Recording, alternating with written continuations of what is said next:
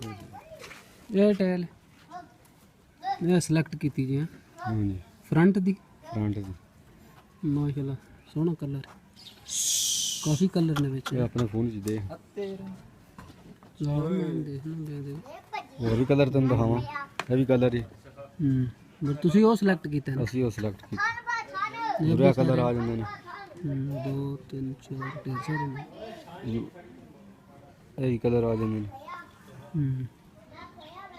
ਇਹ ਕਲਰ ਵੀ ਠੀਕ ਹੈ ਜਿਹੜਾ ਨਾ ਬਲੈਕ ਜਾਂ ਇਹ ਵੀ ਜਿਹੜਾ ਕਾਮਨ ਹੈ ਬਹੁਤ ਜਗ੍ਹਾ ਦੇ ਤੱਕੇ ਇਹ ਕਲਰ ਨੇ ਇੱਕ ਅਸੀਂ ਜਿਹੜਾ ਮੈਂ ਕਿੱਥੋਂ ਖਾਰੀਆਂ ਤੋਂ ਲਈ ਖਾਰੀਆਂ ਨੇੜੇ ਹੋਈਆਂ ਜਾਂ ਲਾਲ ਮੂਸੇ ਵੀ ਢੇਰ ਦੁਕਾਨਾਂ ਨੇ ਐਨ ਤਾਂ ਜ਼ਿਆਦਾ ਨੇ ਲੇਕਿਨ ਸਾਨੂੰ ਨਜ਼ਦੀਕ ਪੈਂਦੇ ਨੇ ਖਾਰੀਆਂ ਨਜ਼ਦੀਕ ਬਿਸਮਿਲ੍ਲਾਹਿर्रहमानिर्रहीम अस्सलाम वालेकुम वेलकम टू न्यू व्लॉग। उम्मीद है तुम सारे ठीक ठाक हो वधिया अल्लाह का शुक्र है मैं भी ठीक ठाक हाँ। अल्लाह का नाम लैके अज की वीडियो करने शुरू। अच्छा जी अम्बाल वाला डेरा तो पिछे जोड़े मकान ने ना पुराने इन्हों तकरीबन 20 तो 25 साल हो गए ने बनाया तो हूँ इन्हों की जी थले भर्ती है जोड़ा गली का लैवल है और जोड़ा मकाना का तो डेरे का लैवल है वो बहुत ज़्यादा जोड़ा गली नाल नीवें हो गए हैं क्योंकि गली बहुत वारी बन चुकी तो इस वास्ते काफ़ी डेरा भी तो मकान भी जोड़े पिछे ने उन्हों का लैवल गली नालों काफ़ी नीवा हो गया। अज मिट्टी सटाई क्योंकि मिट्टी जी पा गया इत्थे डेरे दे भी तो पिछे मकाना दे भी इन्हों का लैवल गली तो थोड़ा जा उच्चा करना। अच्छा जी वेड़ा तो गली जी है ना देखो कितना फर्क है। होना तकरीबन 1.5 फुट जोड़ा बेड़ा नहीं है गली क्योंकि बहुत दफ़ा बन चुकी है जदों के मकान बने ने तो बारिश जिस टाइम होंदी है तो पानी गली का सारा अगर जा रहा तो फिर जोड़ा इस बेड़े का बाद च निकलता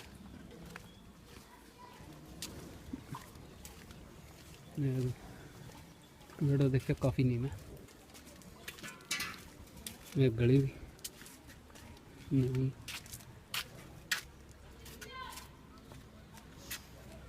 यह जोड़ा बेड़ा पुराने मकाना वाला यह भी काफ़ी नीम है।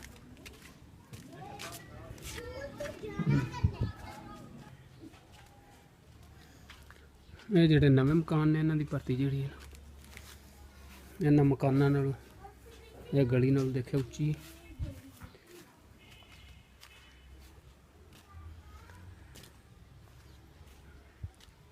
यह मिट्टी दी ट्रैलियां सटाइयां यह जड़ियां ने टोटल 3 ट्रैलियां मिट्टी दी जड़ियां अज सटाइयां।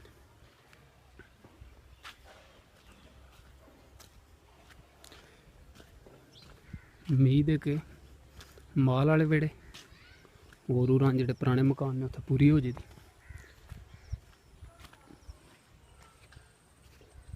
क्योंकि देखे काफ़ी मिट्टी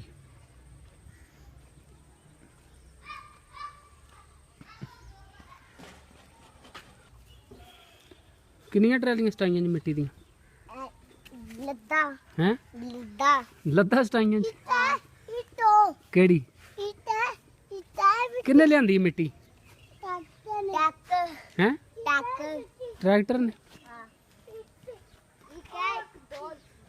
ते क्या करनी चाहिए मिट्टी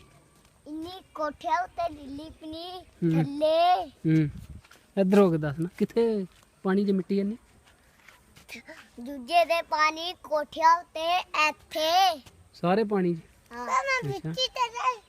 मिट्टी दे नहीं चढ़ना है विच खुब जी दा मैं ट्रैक्टर इथों लंघे टोआ निकले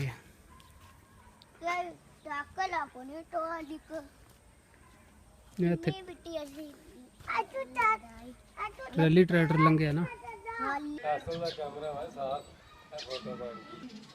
ठीक है।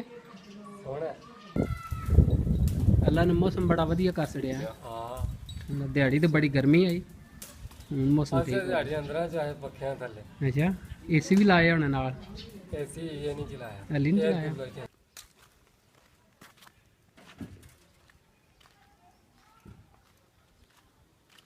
अस्सलाम वालेकुम जी ਸੁਣਾਓ ਕੀ ਹਾਲ ਠੀਕ।